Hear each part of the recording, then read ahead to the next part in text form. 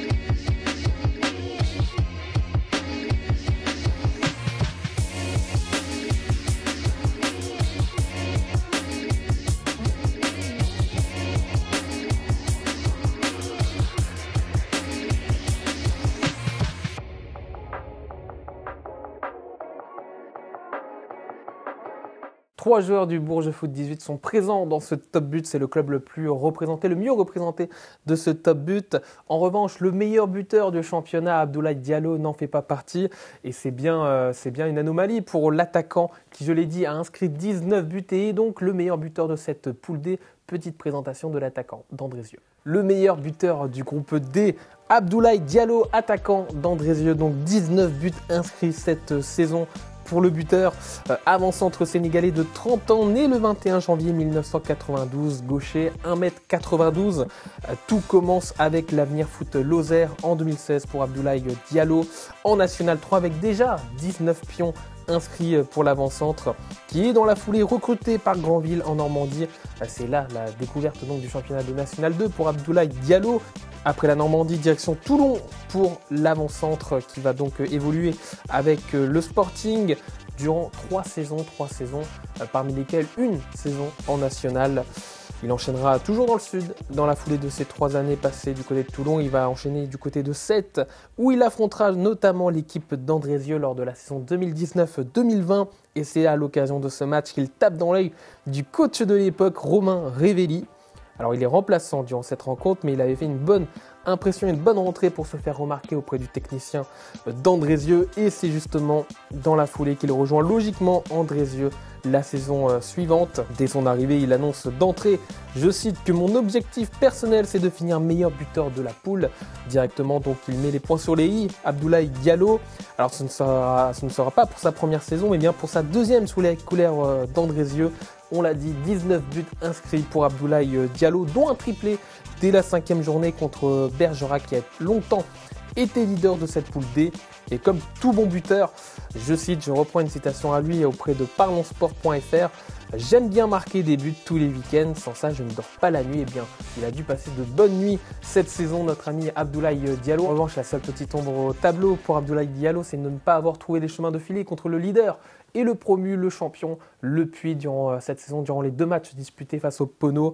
Et c'est justement avec Olivier Mianet qu'on va continuer cette émission. C'est l'heure de l'interview. Olivier Mianet, on l'avait déjà accueilli il y a quelques semaines dans cette émission, le manager général du Puy Foot 43. Bonjour Olivier. Bonjour Florent, bonjour à tout le monde. Alors Olivier, je devrais plutôt vous appeler Monsieur Monté parce que vous êtes plutôt coutumier du fait des accessions. 5e montée de National 2 à National 1, c'est devenu plutôt une habitude. Après c'est l'expérience, ça fait un petit peu de temps maintenant que je suis dans le circuit, donc je suis tombé dans des bons clubs, au bon endroit, avec des bonnes personnes assez souvent, donc avec toutes ces conditions, c'est vrai que la performance elle arrive au rendez-vous très souvent. Donc tant mieux. On reste sur votre cas quelques instants encore, Olivier, mais vous avez été sollicité par d'autres projets, mais vous avez décidé de continuer avec le Puy Foot 43, une prolongation jusqu'en 2024. Alors pourquoi cette prolongation justement avec le promu en national? Bah, tout simplement parce que les conditions sont réunies pour pouvoir continuer à pérenniser le projet, à faire grandir le club. Voilà, donc à partir du moment où ça fait voilà 4 ans maintenant que j'y suis, j'ai appris à connaître les gens avec qui je travaille, qui sont des gens de grande valeur. Et aujourd'hui, c'est très important de continuer, notamment le président et puis aussi pas mal de dirigeants. Voilà, il y a un contexte favorable au travail. Ce qui était important, c'était de voir un petit peu le projet qui allait nous être présenté par les dirigeants une fois la montée acquise. Et on a été très rassuré par le discours des dirigeants qui sont ambitieux et voilà, donc on a validé, en tout cas moi j'ai validé ma prolongation pour continuer le projet. Je l'ai dit juste avant cette interview, on vous avait reçu début avril. Alors à ce moment-là, on venait de disputer la 23e journée de championnat. Vous étiez 5e de cette poule D et vous comptiez 10 points de retard sur Bergerac, le leader, avant la confrontation justement avec le leader Bergerac. Alors vous y avez toujours cru. À ce moment-là, vous nous disiez que vous y croyez encore à cette montée. Est-ce que ça a toujours été justement l'état d'esprit du Puy Foot 43 durant cette dernière ligne droite? Oui, on avait établi un scénario. Donc, tant qu'on n'était pas éliminé du scénario, ben, on y croyait. Voilà, on avait depuis le début de saison construit un groupe pour jouer cette montée. Donc, on s'en était pas caché. C'était l'objectif final. On a eu des petits contretemps dans la saison avec des départs de joueurs qui n'étaient pas prévus. Mais voilà, on a su maintenir, on va dire, une distance pas trop éloignée. Et puis après, on avait toujours dit dans le scénario qu'il fallait être vivant dans les 5 dernières journées. C'est ce qu'on a fait. Et puis, on a eu cette chance et cette possibilité d'accélérer dans les derniers instants. Et puis, voilà. Et puis, Bergerac a laissé quelques points entre et puis, on en a profité. Alors finalement, tout s'est joué sur cette dernière journée, cette 30e et dernière journée, avec ce duel à distance avec Bergerac. Il n'y avait qu'un point d'écart entre les deux formations. Alors racontez-nous justement comment vous avez vécu cette folle dernière journée. Oui, c'est clair. Il y a que le football pour pouvoir procurer des sensations comme celle-ci. Bon, voilà, jusqu'à la mi-temps, on est en national. En plus, je crois que Bergerac est mené. Nous, on est un partout, mais bon, non, on mène 1-0. Donc tout va bien. Début de seconde mi-temps, on se fait égaliser. Bergerac égalise. Jusqu'à la 89e, on est encore en national. Et puis là, à la 90e, je crois que, ou 89e, Bergerac prend l'avantage. Et nous, on n'arrive pas à faire la différence. Et puis, on voit le temps passer. Et là, les 5 dernières minutes sont hyper. On est quasi dans la déception. Voilà. Et puis, d'un coup, à la 92e, il y a ce penalty qui est sifflé. Et là, il y a une attente interminable de 6 minutes parce que l'arbitre il est en train de régler des litiges sur le terrain avant de tirer le penalty. Donc, la 92 à la 98e, c'est horrible. Franchement, c'est horrible. Et après, il y a délivrance et on passe d'un état, on va dire, de dépression à un état d'excitation intense. Et voilà, mais ça, c'est des choses que seul le football aujourd'hui peut procurer. Un mot également sur Roland Vieira, le coach, qui continue également l'aventure, qui a prolongé comme vous jusqu'en 2024. Comment se sont passées donc les négociations pour prolonger Roland Vieira? On l'a sollicité tout simplement parce que on voulait continuer le projet avec lui. Les dirigeants, ça fait des années qu'ils travaillent avec lui. Le travail qu'il a fait de monter avec le club 3 même parce que il arrive de N3 lui au départ, donc faut pas l'oublier. Donc toute la logique allait qu'il devait garder le projet. Roland était en attente que moi, il attendait de voir s'il y avait un projet pérenne qui nous était présenté et comme les conditions étaient réunies, il a validé parce qu'on est content de travailler ensemble, parce qu'on est voilà, il y a une synergie, il y a quelque chose qui fonctionne bien et on a envie de faire progresser le club. Tant qu'on peut et rester ensemble, on en profite et on reste ensemble. Alors désormais, on se tourne vers la saison 2022-2023 en national pour le Puy Foot 43. Une première information, ou en tout cas un premier axe de travail, ça a été de recruter un adjoint, et pas n'importe quel adjoint, c'est Florent Balmont qui débarque du côté du Puy.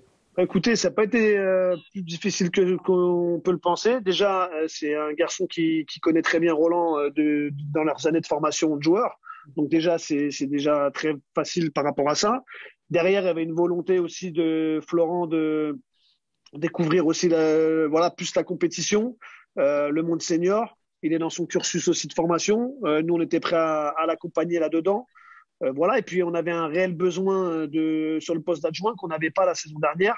Et naturellement, Florent aussi était très habité par le projet, ce qu'on lui a présenté, et il n'a pas trop tergiversé.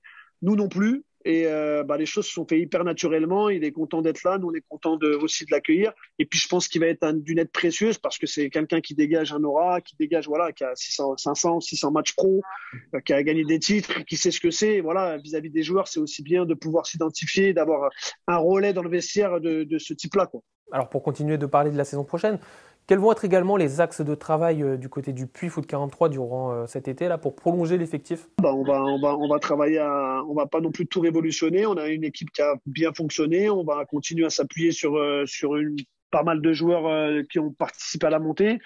Et puis on va essayer d'amener des joueurs d'une expérience du niveau, pour l'expérience du niveau, pour nous aider à passer un cap et essayer de sortir de ce championnat qui va être très très difficile où une équipe sur trois va descendre. Donc voilà, il faut être rapidement prêt et pas perdre de points en route et essayer de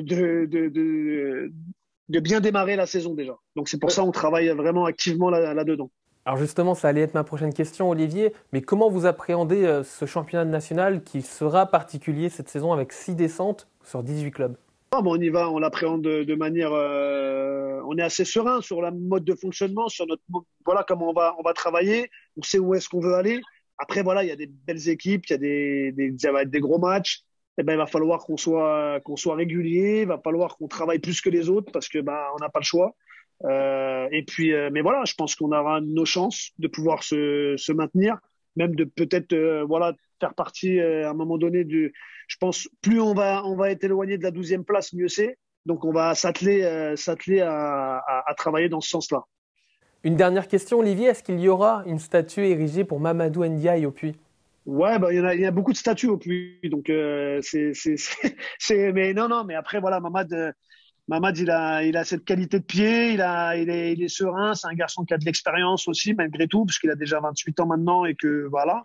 Mais c'est vrai qu'il fallait avoir les reins solides pour pouvoir se tirer ce penalty et il l'a magnifiquement bien fait. Eh ben, merci beaucoup Olivier et encore félicitations pour votre montée. On continuera bien évidemment de vous suivre à distance pour vos aventures en national. Merci beaucoup, merci à vous. Nous, on poursuit cette émission avec le meilleur joueur de la saison 2021-2022. Et le meilleur joueur au classement des talents foot national du groupe D, c'est Yanis Garbi, le milieu de terrain de l'AS Béziers, le milieu de terrain offensif, joueur de 29 ans, 7 buts et 6 passes décisives délivrées durant ces derniers mois, récompensé de 15 talents. Alors ça valait bien une petite compile de ses meilleures actions et de ses plus beaux buts et de ses plus belles passes décisives.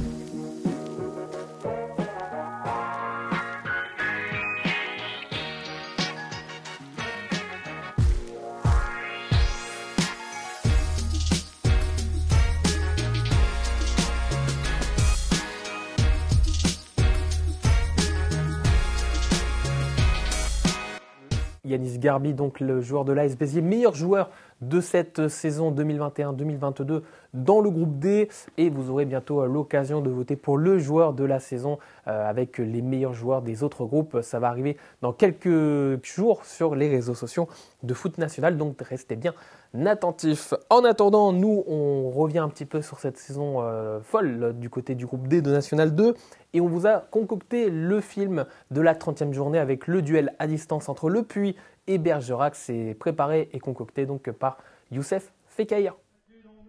C'est parti.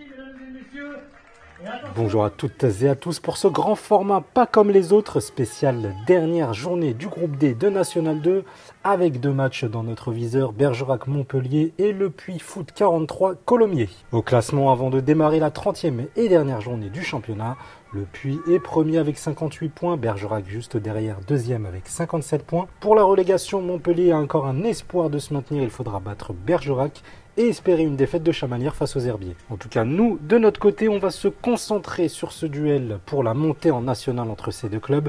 Et ça démarre ici au stade Campréal, Bergerac à domicile qui reçoit la réserve de Montpellier, un club qui lutte pour le maintien. De leur côté, les Bergeracois sont peut-être à 90 minutes de la montée en nationale. Le match va débuter ici aussi du côté du stade Charles Massot.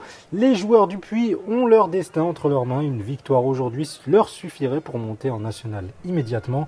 Le seul scénario en leur défaveur serait un nul ou une défaite et que Bergerac gagne de l'autre côté. Et on va passer la majeure partie de notre temps ici au stade Charles Massot, car une victoire, comme je le dis, suffirait aux hommes de Roland Vieira pour accéder au national.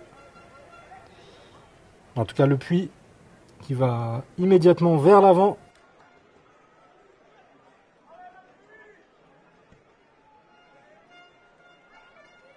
Avec Amio, la donation coéquipier Ndiaye.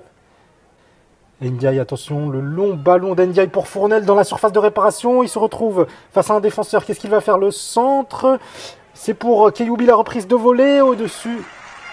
Et première occasion, première frayeur pour Colomiers, première occasion pour le Puy. De quoi bien rentrer dans le match. Et on va jeter un coup d'œil du côté de Bergerac.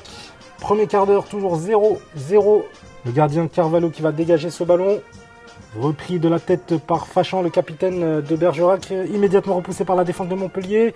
Le ballon, duel au milieu de terrain, Mbumbu qui accélère, il contrôle ce ballon, il arrive à se frayer un petit chemin, la frappe et l'ouverture du score pour Montpellier. Quelle surprise ici à Bergerac au stade Campréal. Les Montpelliérains qui ouvrent le score dans la stupeur. Et oui, c'est un bien triste scénario pour les Bergeracois qui vont devoir mettre les bouchées doubles et tenter de renverser cette partie. Toujours 0-0 du côté du Puy. Mais ici, Montpellier a ouvert le score contre toute attente. Une grosse surprise là. Et les Bergeracois qui vont tenter par coup de pied arrêté d'égaliser. Toujours 0-0 dans l'autre match. Et c'est Micham Lab, le maître à jouer de cette équipe, qui va s'en charger, le gaucher. Peut-être un coup franc dans la boîte ou directement sur le gardien, dans les buts. Le coup franc, la claquette de Carvalho. Superbe claquette du gardien montpelliérain. Et Bergerac qui a des ressources et qui tente tant bien que mal d'égaliser après s'être fait surprendre dans ce premier quart d'heure grâce à un but d'Ebumbu.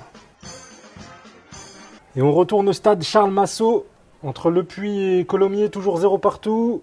Les hommes de Colomiers qui tentent de créer la surprise là avec une accélération côté de Roy. C'est une contre-attaque.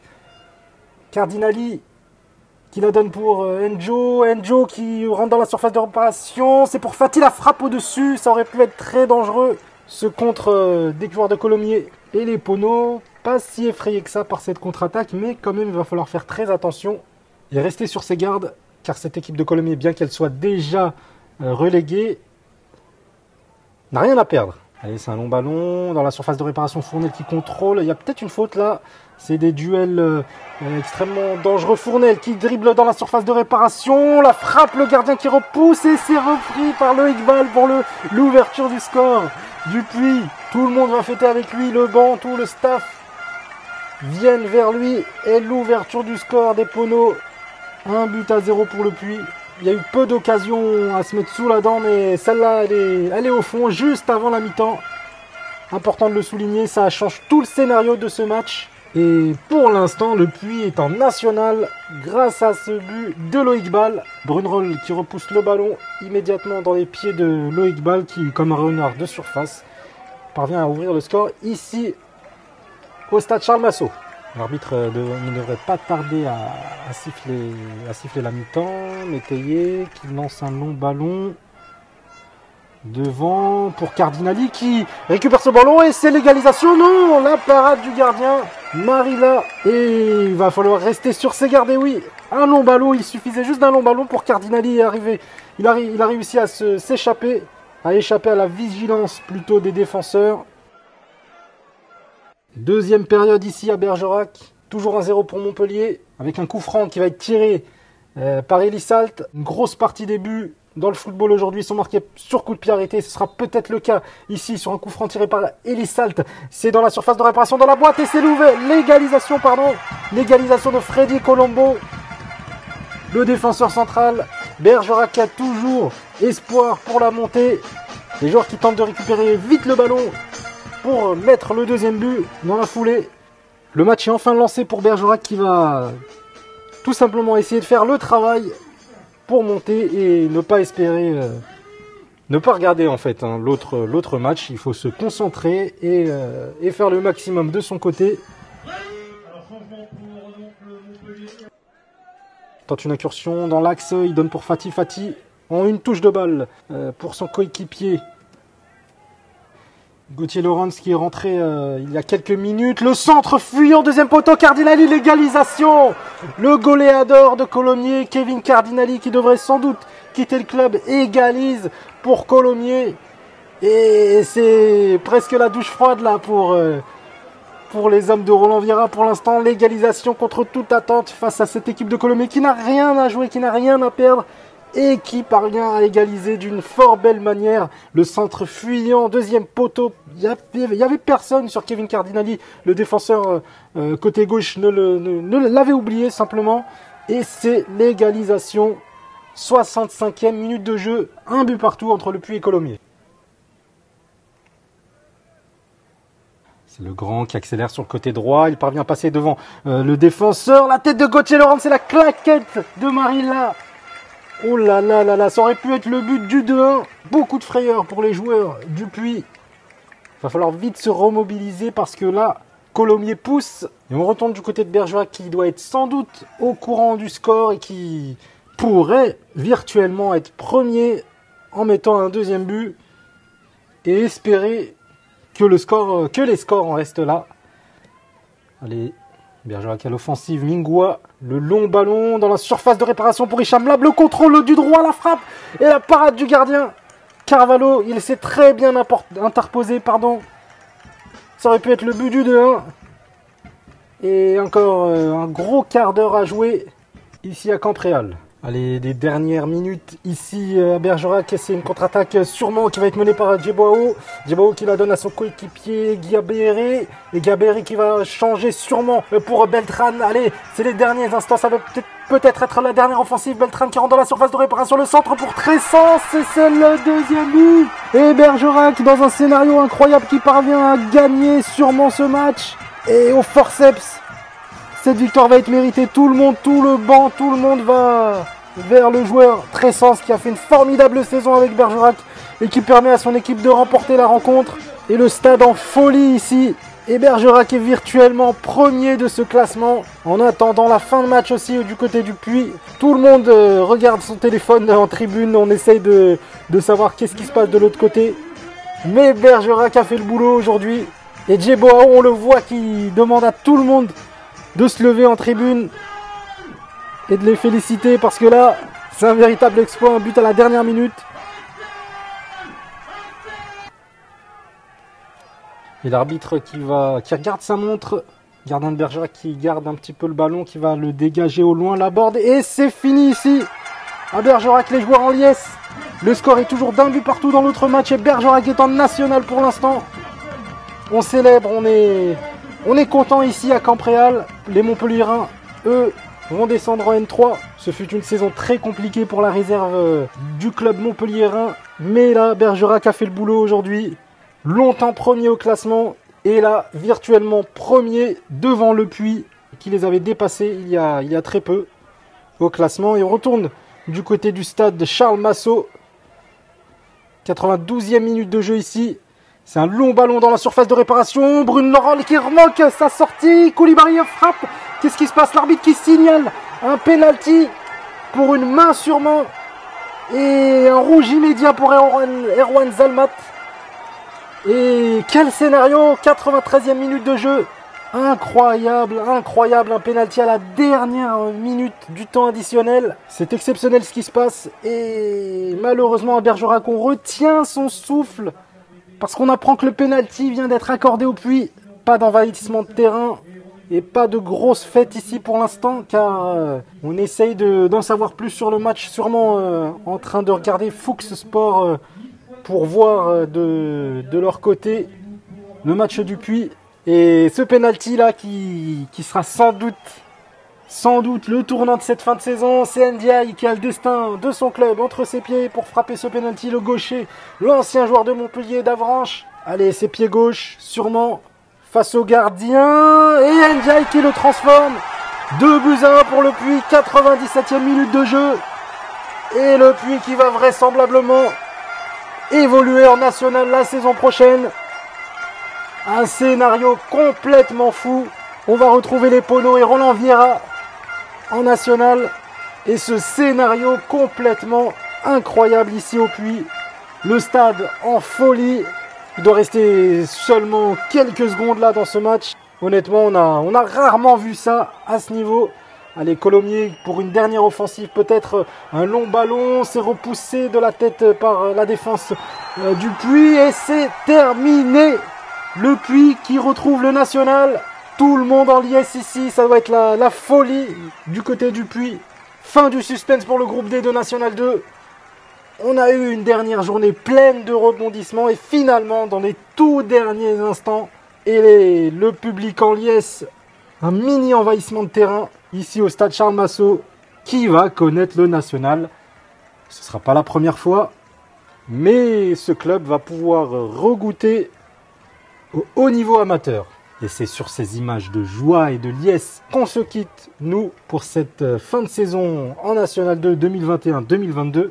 On se retrouve la saison prochaine, c'est-à-dire fin août, pour des grands formats, encore plus d'interviews, encore plus de surprises pour vous, dans ces grands formats sur Live N2 et Replay N2, avec Florian Sermez et Denis Balbir. À bientôt!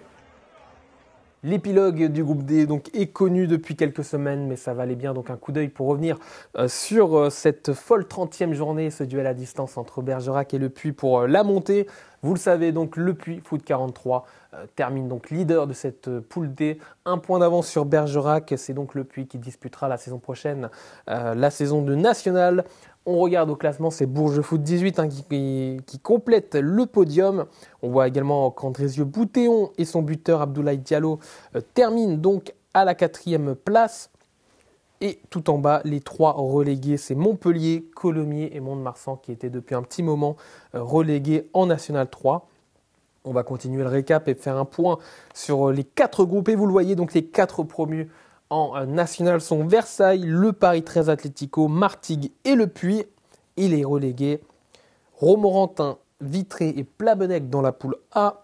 L'Entente Sannois-Saint-Gratien, Lens, la réserve de Lens et Shilty Game dans le groupe B.